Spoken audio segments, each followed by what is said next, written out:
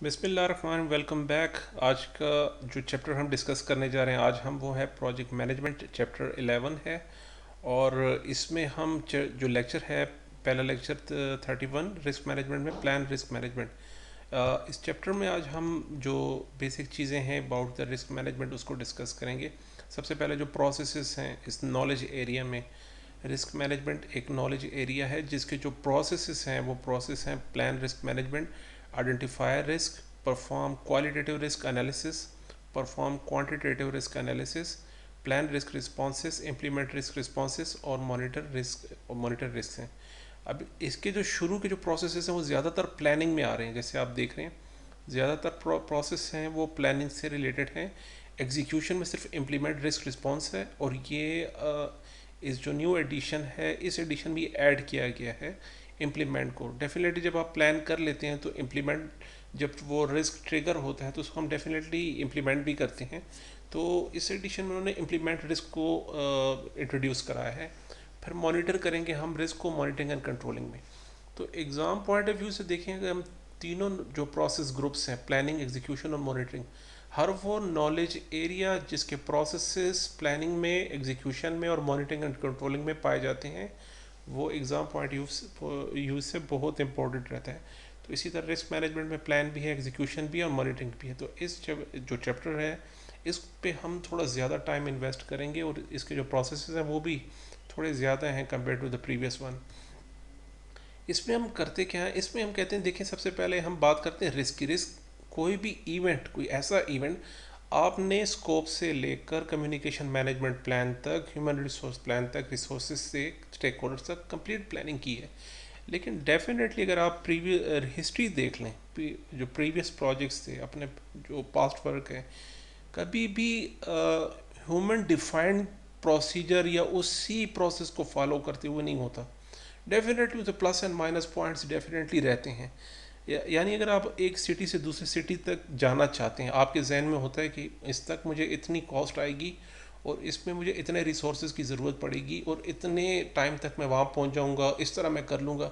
लेकिन डेफिनेटली जब आप अपना एक्चुअल में जब सफ़र शुरू करते हैं तो स्टार्टिंग पॉइंट से एंडिंग पॉइंट तक आप काफ़ी अप्स एंड डाउन्स अब देखते हैं। ये हमारी डेली रूटीन की बात है। तो इसी तरह प्रोजेक्ट्स में ऐसे इवेंट्स आते हैं जिसके कंसिक्वेंसेस आपके प्रोजेक्ट के जो कंसर्न है उस पर पॉजिटिवली भी आ सकते हैं, अपॉर्चुनिटी और थ्रेट्स भी हो सकते हैं, नेगेटिवली इम्पैक्ट भी कर सकते हैं। अब वो कौन से इवेंट हो सकते हैं, वो कौन सी चीज़ें हो सकती हैं जो नेगेटिवली इम्पैक्ट करेंगे आपके प्रोजेक्ट के ऑब्जेक्टिव्स को। उसमें छोटे जो जो क्रक्स हैं, टॉप के जो प्रोजेक्ट रिस्क देखे जाते हैं, उसको मैंने यहाँ समराइज़ करने की कोशिश की है, उनको मैंने आइडेंटिफाई की। यहाँ पे देखें, स्कोप क्रीप सबसे ज़्यादा बड़ा प्रॉब्लम है।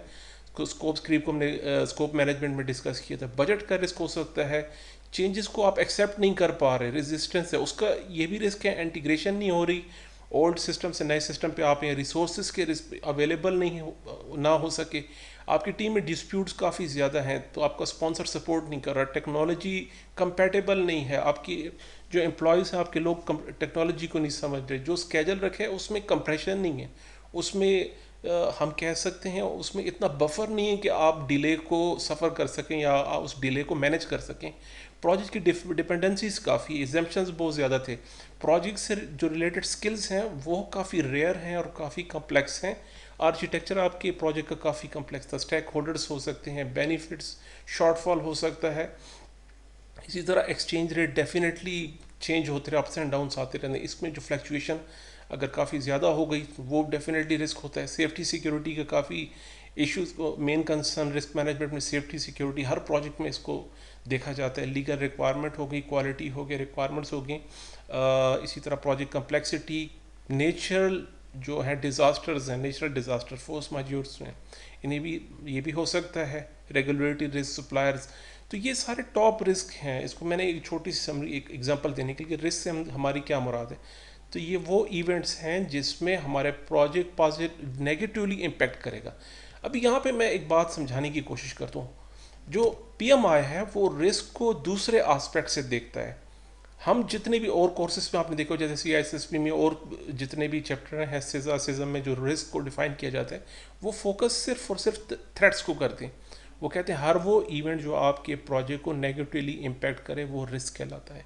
लेकिन प्रोजेक्ट मैनेजमेंट कहती है कुछ अपॉर्चुनिटीज़ भी तो होंगी ना, कुछ ऐसी बातें भी होंगी जो आपके प्रोजेक्ट को पॉजिटिवली इम्पैक्ट करेंगी। क्या ऐसा नहीं हो सकता? इसकी एग्जांपल देख लेते हैं। अपॉर्चुनिटी से मेरी क्या मुराद थी? आपके प्रोजेक्ट को एक स्केजल दिया गया, अगर आपने अपना प्रोजेक्ट अपने स्केजल के मुताबिक कंप्लीट किया है, अब मैं आपको एग्जांपल समझाने की कोशिश करता हूँ। प्रोजेक्ट को आपने अपने टाइम पे कंप्लीट किया तो आपको मिलेंगे $20,000। अगर आपने अपने प्रोजेक्ट को 2 मंथ पहले ख़त्म किया, फिनिश किया, तो फिर आपको मिलेंगे $22,000। यूजुअली होता है, अगर आपने प्रोजेक्ट को जल्दी कवर किया तो आपको बेनिफिट, उसका कंपनसेशन दिया जाता है, आपको उससे एक्स्ट्रा अमाउंट दी जाती है। अगर 1 महीने पहले आपने कंप्लीट कर दिया, $21,000। अब देखें ऑन द अदर साइड, अगर आप लेट हो गए तो फिर आपको कितनी अमाउंट पे करनी पड़ेगी? 13 मंथ पे, 13 मंथ हो गए, 1 महीना आप डिले हो गए तो 18,000, तो आपको 20 से माइनस हो गया। 14 मंथ आपने मज़ीद डिले कर दिया तो आप 20 से $15,000 पे आ गए, और उससे भी ज़्यादा लेट किया तो आप 20,000 से 11,000 पर आ जाएंगे। तो यहाँ पे दो चीज़ें यहाँ देखें, आप नेगेटिव थ्रेट्स भी हैं आपके प्रोजेक्ट को और अपॉर्चुनिटीज़ भी हैं।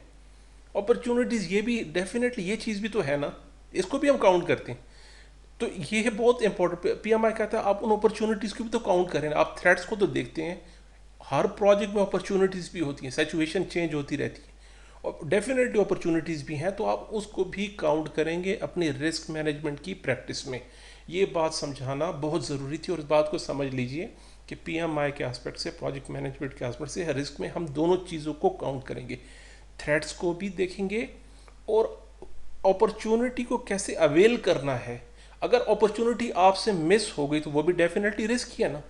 अगर आपसे अपॉर्चुनिटी मिस हो गई, आप नहीं उसको अचीव कर सके, तो वो भी आपके लिए एक रिस्क फैक्टर बन जाता है। और दूसरी तरफ अगर आपने अपॉर्चुनिटी का वेल किया तो वो आपके जो थ्रेट्स का इम्पैक्ट है उसको भी बैलेंस करेगा साथ में। तो इसको हम देखेंगे साथ साथ कि अपॉर्चुनिटी किस तरह होती है और थ्रेट्स कैसे होती है, हम दोनों को कैसे काउंट करेंगे, कैसे मेजर करेंगे, एक कंप्लीट लेक्चर में हम इसको डिस्कस करेंगे साथ साथ। अनसर्टेनिटीज़ वो होती हैं कि इवेंट्स ऐसी हैपनिंग होती है जिसका आपको पता ही नहीं था, जिसका आपको एक्सपेक्टेशन ही नहीं थी कि इसके साथ ये भी हो सकता है। एक ऐसी अनसर्टेनिटी हर चीज़ के साथ लगी होती है कि आपने सोचा भी नहीं था उसके बारे में वो काम भी हो सकता है। तो जो फैक्टर्स हैं, हम रिस्क में क्या करते हैं, हम देखें इवेंट की प्रोबेबिलिटी देखते हैं जो आप जो कंसिडर कर रहे हो अपने प्रोजेक्ट के लिए। फॉर एग्जांपल मैं कह रहा हूँ ये मेरे पास सारे थ्रेड्स हैं, इन थ्रेड्स को कितनी प्रोबेबिलिटी होगी स्कोप क्रीप के लिए, बजट के लिए, इंटीग्रेशन के लिए, डिस्प्यूट के लिए, एट्सेट्रा एट्सेट्रा। तो इसकी प्रोबेबिलिटी क्या है, कितने चांसेस हैं? तो प्रीवियस एक्सपीरियंस लोग हैं, प्रीवियस हिस्टोरिकल रिकॉर्ड है आपके पास, वहाँ से पता चल सकता है इसकी चांसेस ऑफ अकरेंस कितनी है।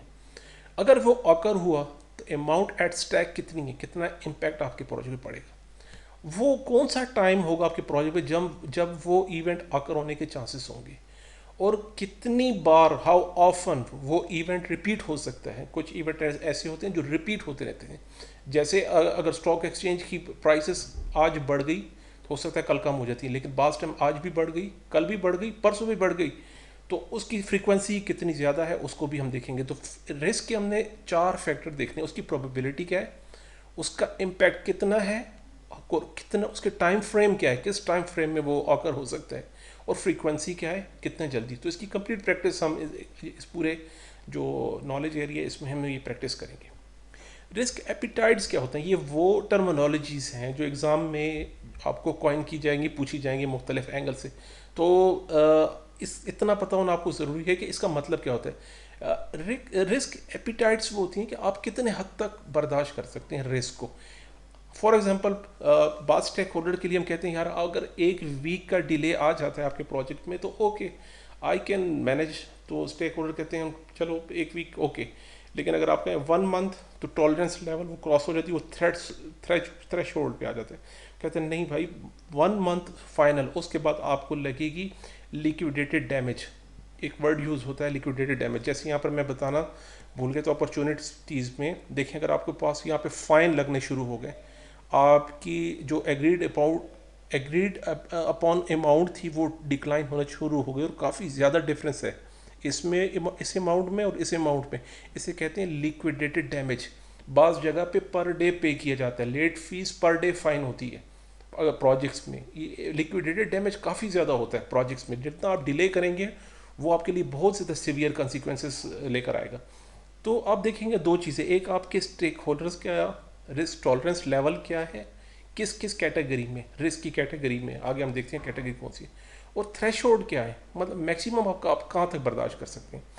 और रिस्क एवर्स वो लोग होते हैं जो कहते हैं हर वो इवेंट जो मेरे प्रोजेक्ट को नेगेटिवली इम्पैक्ट करेगा मुझे नहीं चाहिए, उसको बिल्कुल फिनिश करें, बिल्कुल एवर्ड्स। तो वो लोग होते हैं जो रिस्क को चाहते ही नहीं हैं।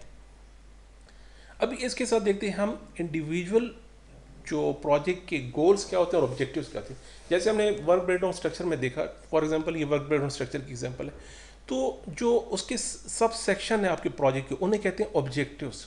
वर्क ब्रेकडाउन स्ट्रक्चर का हर लेवल ऑब्जेक्टिव्स डिफाइन करता है, ऑब्जेक्टिव्स। और ये सारे ऑब्जेक्टिव ओवरऑल एक प्रोजेक्ट के गोल को बनाते हैं।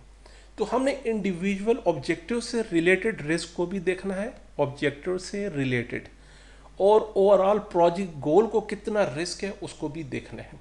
जब हम इसको देखें इसका फ़ायदा क्या होगा, देखें जब हम ये सारा कैलकुलेट कर लेते हैं ऑब्जेक्टिव्स के रिस्क को, तो हमें प्रोजेक्ट की एक बिग पिक्चर नज़र आती है। आया हमें इस प्रोजेक्ट में अमाउंट इन्वेस्ट करनी चाहिए या नहीं करनी चाहिए। तो याद रखिए अभी तक हम प्लानिंग में हैं, प्रोजेक्ट एग्जीक्यूट नहीं हुआ, अभी हम प्लानिंग के ही फेज़ में हैं, अभी प्रोजेक्ट शुरू नहीं हुआ। तो स्टार्ट में ये डिसाइड कर लीजिएगा कि आया आपको इस प्रोजेक्ट में इन्वेस्ट करना है या नहीं, ये इंपॉर्टेंट बात समझने वाली है।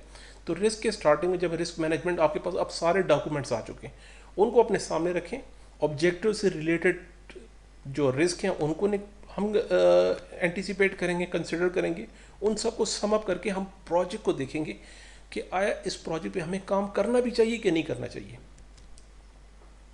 नॉन इवेंट रिस्क कौन से होते हैं, देखें हमें पता है नया सॉफ्टवेयर है उसमें बग्स ज़रूर आएंगे, लेकिन कितने आएंगे, मेरे ख्याल से था कि एक नॉर्मल रेंज तक बग्स होते हैं। लेकिन अब इस प्रोजेक्ट जो सॉफ्टवेयर बना उसमें बग्स हमारी सोच से भी ज़्यादा हो गए। तो that is something about the characteristics of planned activities और डिसीजन, अनसर्टेनिटी। मुझे पता था बग्स तो होंगे, लेकिन इतने ज़्यादा बग्स होंगे। हमने न्यू प्रोडक्शन लाइन एक मैन्युफैक्चरिंग प्लांट लगाया है जिसमें हमें अंदाज़ा था कि इसमें फॉल्टी आइटम्स आ सकते हैं, लेकिन वो हमारी एक्सपेक्टेशन से भी ज़्यादा फॉल्टी आइटम प्रोड्यूस करने शुरू हो गए। इसे कहते हैं वेरिएबिलिटी।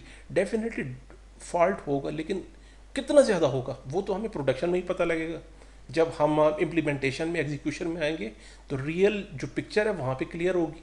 तो वेरिएबिलिटी नॉन इवेंट वो है जो हम गैस कर सकते हैं यार, छोटा मोटा जो है वो प्लस माइनस हो सकता है, लेकिन बाज़ औक़ात ये इसका मैग्नीट्यूड काफ़ी ज़्यादा हो जाता है। इसे कहते हैं वेरिएबिलिटी रिस्क।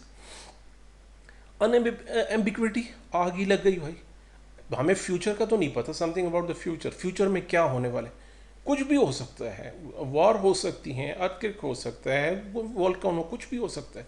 दैट्स एम्बिग्विटी, उसे हम एम्बिग्विटी में रखते हैं कि यार हम तो ये तो मतलब क्लियर ही नहीं था फ्यूचर में, फ्यूचर का कौन बता सकता है फ्यूचर में क्या होने वाला है। दूसरी चीज़ प्रोजेक्ट की रेजिलियंस कितनी है, यानी उसमें हम कह सकते हैं कि शॉक एब्जर्वर कितना है आपका प्रोजेक्ट। अगर बहुत ही फ्लक्चुएशन आ जाए, फॉर एग्जांपल स्टॉक एक्सचेंज या करेंसी रेट की प्राइसेस बहुत गिर गई हैं या बहुत चढ़ गई हैं, तो आपके प्रोजेक्ट में कितनी पावर है अब उस शॉक को बर्दाश्त करने की। यानी अभी कोविड की सिचुएशन में अगर सब कुछ बंद हो गया तो आप किस हद तक सर्वाइव कर सके। तो वो सारे बिजनेसेस जो काफ़ी स्ट्रॉन्ग थे वो सर्वाइव कर सके, जो थोड़े वीक थे वो फ़ौरन उन्होंने शट डाउन, उनके बिजनेसेस स्टॉप हो गए, बिजनेस कंटिन्यूटी जो थी उनकी स्टॉप हो गई। तो आपका प्रोजेक्ट कितना रेजिलियंस, यानी रिस्क को लेते हुए कितना रेजिलियंस है, शॉक एब्जर्वर है, कितने हद तक बर्दाश्त कर सकते हैं। इमर्जिंग रिस्क कौन से हैं, वो रिस्क जिसको हम माइनर समझ रहे थे, छोटा समझ रहे थे, अचानक उसका मैग्नीट्यूड बढ़ के ज़्यादा हो गया। यानी हमें लग रहा था कि हमारे एम्प्लॉयज़, हमारे जो वर्कर्स हैं, हमारे जो स्टाफ है वो एक काम को एक हफ्ते में कर लेंगे, लेकिन वो एक हफ्ते से 10 दिन हो गए, 10 से 15 दिन हो गए, और वो इतना डिले हो गया कि अब वो आपकी जो रेंज है उससे भी बाहर हो गया। तो हमने प्लानिंग में उस पर नज़र रखनी कि इसमें इमरजेंट रिस्क कौन से हैं और ये कोई भी बता नहीं सकता। तो इसको फाइंड आउट करने के लिए हमें शुरू से आखिर तक प्रोजेक्ट के ऑपरेशन पर नज़र रखनी पड़ेगी कि रियलिटी में कौन सा डाटा आ रहा है। शुरू में कोई नहीं बता सकता कि आपके साथ क्या होने जा रहा है। प्रीवियस हिस्टोरिकल रिकॉर्ड से हमें थोड़े हिंट ज़रूर मिलेंगे कि पिछले प्रोजेक्ट में ये मसले आए थे, लेकिन अब आपके लिए कौन सा चैलेंज मद्देनज़र है ये कोई भी नहीं बता सकता। ये आपको शुरू से अपने प्रोजेक्ट की एक एक एक्टिविटी पर नज़र रखेंगे, तब आपको आइडेंटिफाई होगा कि कौन कौन सा रिस्क बहुत ज़्यादा अटेंशन रिक्वायर्ड है, किसके लिए, कहाँ पे अटेंशन मुझे देनी है, कौन से किस रिस्क को हमने फ़ौरन रिस्क रिस्पॉन्स की तरफ लेके जाना है। इस पर भी हम आगे मजीद बात करेंगे, लेकिन अभी ये समझ लीजिए इमरजेंट रिस्क कौन से होते हैं जिसको माइनर समझा जाता है, लेकिन उनकी टेंडेंसी अचानक ज़्यादा हो जाती है, हाई हो जाती है, तो उसको हम फ़ौरन जो है क्रिटिकल कंडीशन में ले आते हैं। इंटीग्रेटेड रिस्क मैनेजमेंट क्या होता है, ये कंप्लीट हम रिस्क मैनेजमेंट की एक्टिविटी में यही करने जा रहे हैं कि सारे प्रोसेसेस को लेकर आएंगे और उसमें रिस्क के फैक्टर को हर नॉलेज एरिया, हर प्रोसेस में इंटीग्रेट करेंगे, हर प्रोसेस में। इसलिए अगर आपको याद हो कि जब भी मैं कोई चैप्टर कंप्लीट करता, मैं आपसे कहता था कि ये चैप्टर अभी ओपन रहेगा जब तक हम रिस्क मैनेजमेंट कंप्लीट नहीं करते। तो इस रिस्क मैनेजमेंट में आपको आइडेंटिफाई होगा कि हमने इसको इतनी इंपॉर्टेंस क्यों दी थी। एजाइल में, एडॉप्टिव एनवायरनमेंट में, जहाँ पे आपके पास चेंज ड्रिवन एनवायरनमेंट होगी, जहाँ पे एग्जीक्यूशन पे सब कुछ डिपेंड करता है, उसकी अप्रोच टोटली डिफरेंट रहेगी। तो आपने छोटे छोटे फेजेस अपने प्रोजेक्ट के स्टार्ट करने हैं, उनकी नेचर को देखना है, उनसे डाटा कलेक्ट करना है, और वहाँ पे जो थ्रेट्स और अपॉर्चुनिटीज़ आपके सामने आ रही है, हमने उसकी बेस पे प्लानिंग करनी होगी एग्जीक्यूशन में। और जो ऑलरेडी प्लान ड्रिवन प्रोजेक्ट्स हैं उसमें हमने प्लानिंग के फेज पे लेके जाना है अपने रिस्क मैनेजमेंट को, और फिर इम्प्लीमेंट करना है जैसे हम स्टडी कर रहे हैं। ये अभी प्लान है, लेकिन चेंज ड्रिवन एनवायरनमेंट की एडाप्टिव अप्रोच जो रिस्क मैनेजमेंट से वो टोटली डिफरेंट है, वो अलग है। तो एनवायरनमेंट आइडेंटिफाई कीजिए कि आप कौन से एनवायरनमेंट में अपना प्रोजेक्ट कंप्लीट करने जा रहे हैं।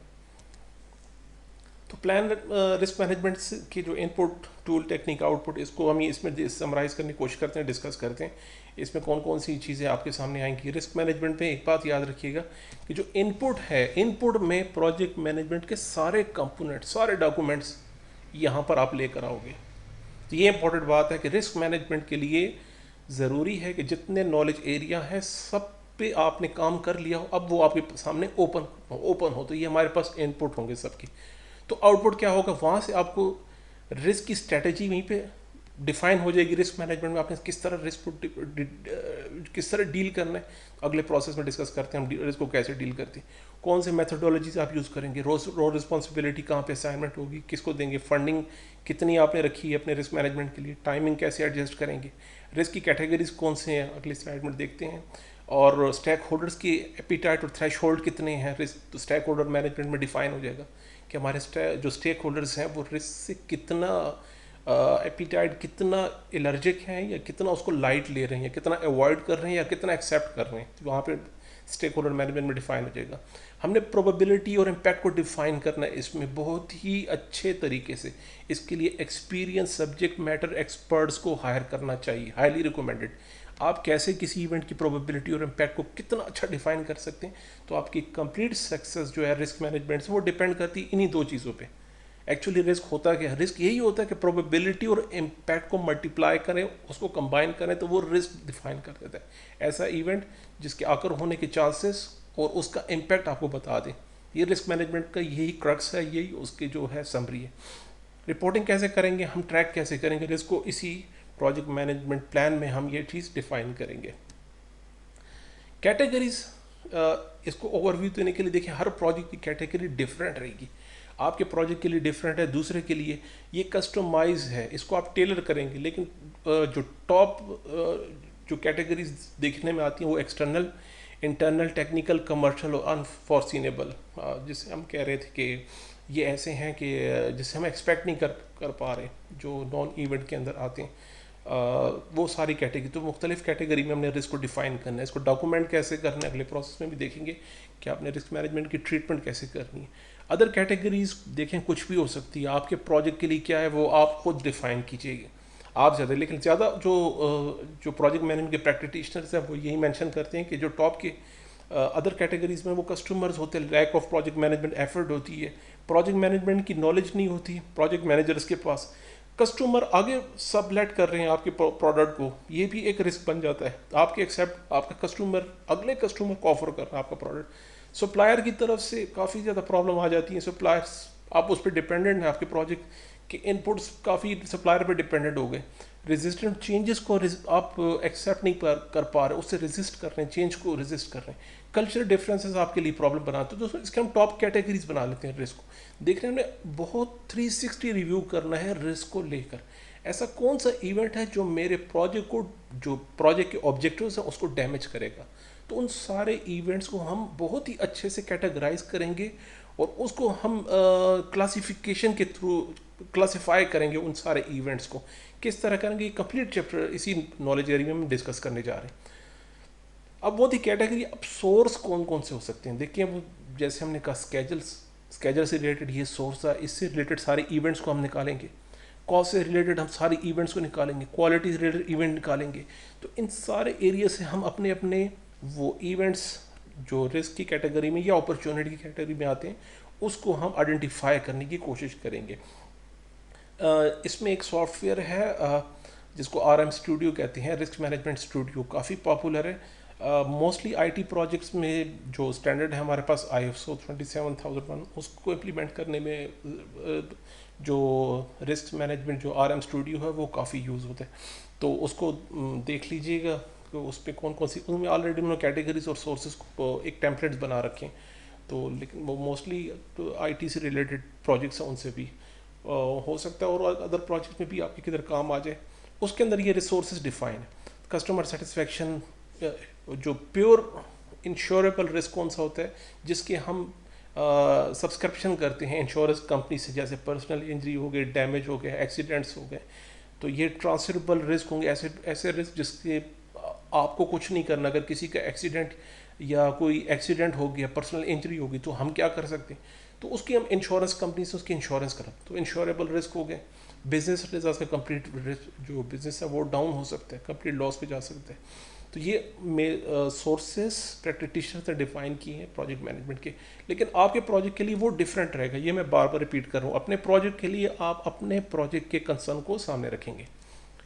Thank you so much. ये हमारा पहला लेक्चर था रिस्क मैनेजमेंट का। मिलते हैं इंशाल्लाह नेक्स्ट लेक्चर में। अल्लाह।